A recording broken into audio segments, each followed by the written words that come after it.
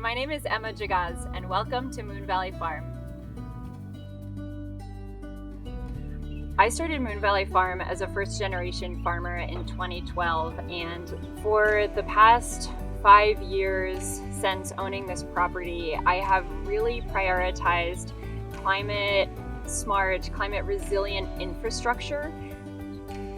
My decision-making process for the farm is climate resilience. So if a new practice that we're going to implement is going to protect our harvests, is going to enhance our organic practices, is going to improve our soil health, or otherwise help to ensure harvest come hail or high water, we are in. So we have invested in so far 8 high tunnels and 2 greenhouses to protect our harvests in all 4 seasons, from extreme heat to deluge to drought to extreme cold to hail events or extreme wind events.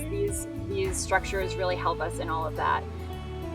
We also prioritize year-round practices, year-round farming, and so we are producing and selling product in all 4 seasons, which I believe really mitigates the harmful effects of climate destruction on our farm business. If we're generating income in all 4 seasons, every week out of the year, if an unexpected event were to come and affect some of our harvests, our farm business will still be viable at the end of the day.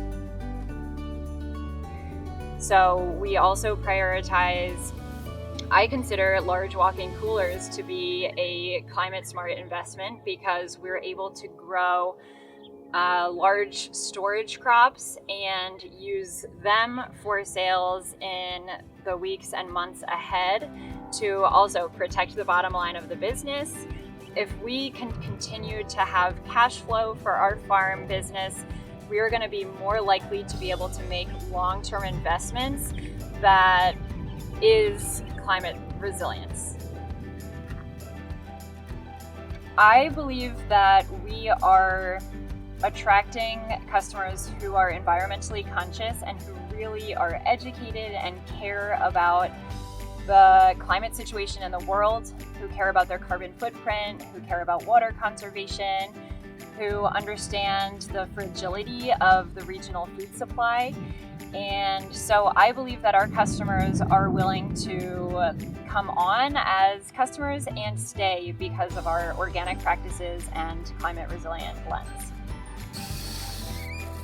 The other way that we promote climate smart practices on our farm is through conserving water, which is our most precious resource on the farm, knowing that we could be plagued with drought at any time. And we are using well water that is a limited supply of the groundwater in this region. So we are promoting the conservation of water through utilizing drip irrigation, which gets the water exactly in the root zone of the plant, and through the use of mulch to keep the water from evaporating in the sun. We're actually tracking how many hours of water is on each crop, and then we have water meters on our wells to actually tell us how many gallons we're using, so that we can do our own math of how many gallons per tomato does it take to get a tomato out of our tomato plants, and so that we can try to control how much water we're using, so we're not overusing water, so that we can conserve our wells and we're not running our wells dry.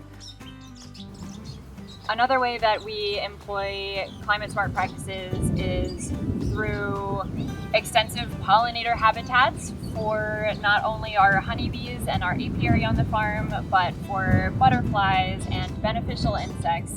So we have a bunch of different pollinator gardens on the farm, and now that we have expanded to 70 acres in production, we are putting in another multiple acres of beneficial insect banks, which really help promote biodiversity and help us reduce our inputs through climate smart practices. Organic practices are inherently climate smart practices at their core. because organic is looking at long-term soil health improvement, is looking at the increasing of biodiversity in the ecosystem, and that long-term lens of soil health equating to clean water that organic has is climate resilience for sure. It's sequestering carbon in the soil, it is protecting our waterways, it is planting windbreaks, it is embracing the entire ecosystem and using it to help prevent pest and disease infestations, and using the entire ecosystem to promote better, healthier harvests.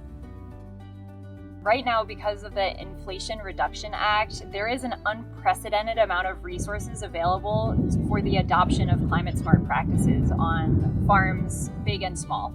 There are plenty of organizations that can help farmers apply for those resources, and hopefully more will become available, but now is a really great time to start investing in climate-smart practices on the farm.